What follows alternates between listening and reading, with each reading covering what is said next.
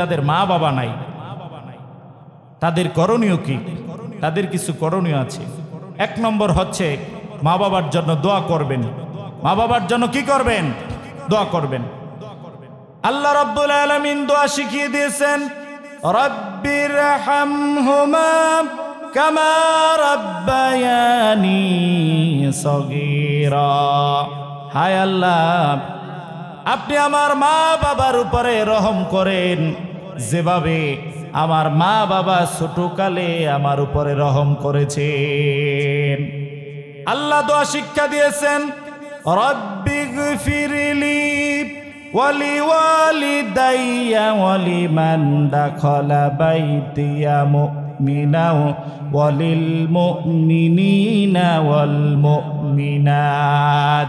আল্লাহ নবী নূহ আলাইহিস সালাতু ওয়াস সালাম আল্লাহর কাছে দোয়া করেছেন, হে আমার প্রতিপালক, আমাকে ক্ষমা করে দেন, আমার মা বাবাকে ক্ষমা করে দেন, আমার বংশে যারা মুমিন হয়ে জন্মগ্রহণ করেছেন তাদেরকে ক্ষমা করে দেন, এবং এই পৃথিবীর সমস্ত পুরুষ মুমিন এবং সমস্ত পুরুষ নারীদেরকেও আপনি ক্ষমা করে দেন। সুবহানাল্লাহ।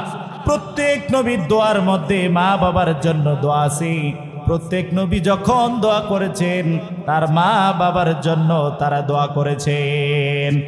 হাদিস শরীফের মধ্যে এসেছে, যাদের মা বাবা দুনিয়ার জমিন থেকে মারা গিয়েছে কিন্তু তারা মা বাবার সাথে সৎ ব্যবহার করতে পারে নাই, তারা শুক্রবার দিন মাগরিব এবং এশার মধ্যবর্তী সময়ে 2 রাকাত নফল নামাজ আদায় করবে। কয় রাকাত? দিনটা কি দিন? শুক্রবার দিন। সময় কোন সময়? মাগরিব এবং এশার মধ্যবর্তী সময়ে। কিভাবে আদায় করতে হবে?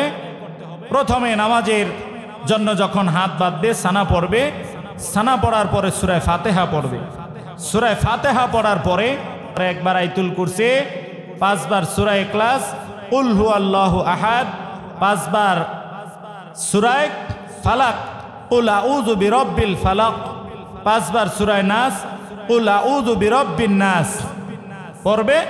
পড়ার পরে এভাবে 2 রাকাত নামাজ শেষ করবে। শেষ করার পরে 5 বার আস্তাগফিরুল্লাহ পড়বে, 15 বার বিশ্বনবীর উপরে দুরূদ পড়বে।